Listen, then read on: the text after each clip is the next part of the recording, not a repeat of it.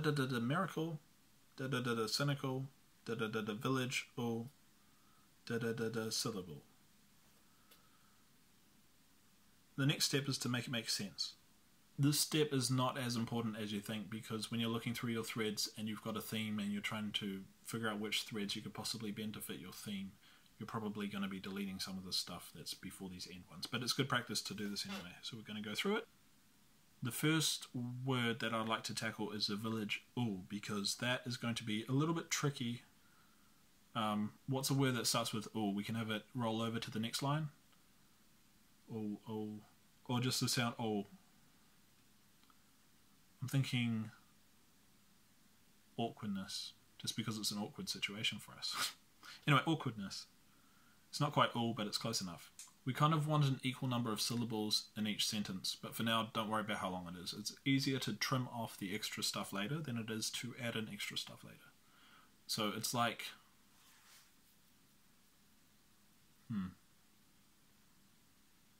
It's like you have a painting and you're not quite sure how big that the customer wants a painting. Are you better to go too big and then cut down the painting afterwards and cut out the bit that they want on the canvas, or are you better to have too small and then they want it this big and then you have to go and fill in the sides from the paint?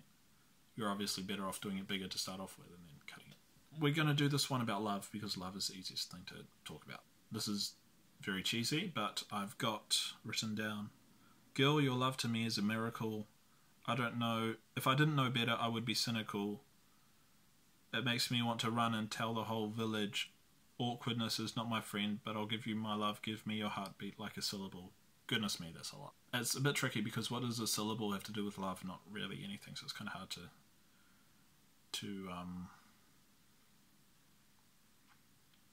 it's hard to fit that in. Something like, girl, I'm lost for words, but your heartbeat to me is a syllable. Girl, I'm lost for words, but your heartbeat is my syllable. Something like that. That's passable. Now this next step is what I call stitching, where we stitch these sentences together.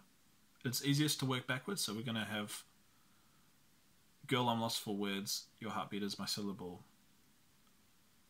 To tie it into the village awkwardness, we're going to say, the village awkward, when I'm lost for words, is when your heartbeat is my syllable, something like that. Working backwards, tell the whole village, awkward, when I'm lost for words, your heartbeat is my syllable. Tell the whole village. We might even just leave the bit before the tell the whole village because we've got these two sentences to get through at the start, and then you're going to want to have a breath halfway through the thread possibly, so this will be nice if we just have tell the whole village, awkward, when my heart is lost is when you have a syllable. So it'll be a nice place to have a little breath. So the sentence before that was, if I didn't know better, I would be cynical. If I didn't know better, I bet I would be cynical. Something like that, that's alright. The first sentence will just shorten that, it's too wordy, so your love is a miracle. If I didn't know better, I bet I would be cynical. Tell the whole village, awkward, when I'm lost for words, but your heartbeat is my syllable. Something like that. It's getting there, we're getting good progress.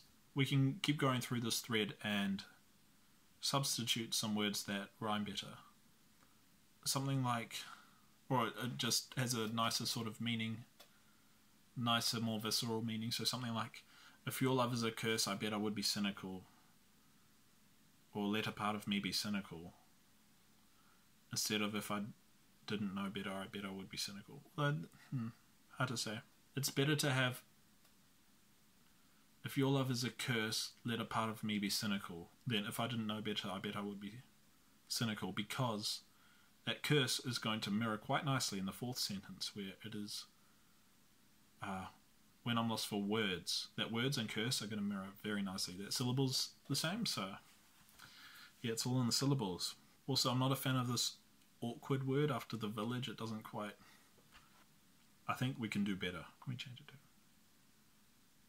What about because? So, tell the whole village, because when I'm lost for words, it's when your heartbeat is my syllable.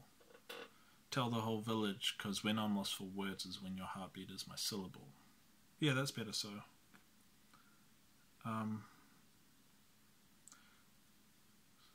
Your love is a miracle. If your love's a curse, a part of me is cynical. Tell the whole village, 'cause when I'm lost for word is when your heartbeat is my syllable. Tell the whole village. Also, when I'm lost for words is when your heartbeat is my syllable. That's a little bit wordy, it's more on the wordy side, but it's better to have too much than too little, as I always say, apart from the final product. Anyway, yeah, that's the thread done. That's all there is to it. I finished off the one from earlier. Saw you in the Gucci store. When you run around, do you think about the drama and the fact you let me down? I should have put a caps there on fact. Do you think about the drama? When you run around, do you think about the drama and the fact you let me down? You're designerama and you're covered up in Prada, but you're in and out of Prada like you're in and out of town. I know that's too wordy, but there's a lot of nice mirroring going on there with the phonetics. It's important to note that you never want the lyrics to make sense when you start writing them, apart from that last sentence sometimes, if you really want. Because when you are forcing the lyrics to have meaning when you write them, you are limiting the flexibility that you're going to have later on when you're continuing to construct the song. Forcing the lyrics to make sense as you're going along is a big mistake. You're much better off having these threads, because otherwise you're trying to catch lightning in a bottle every time instead of having different bottles ready for when the appropriate lightning comes along. And then you can put these threads together, have a great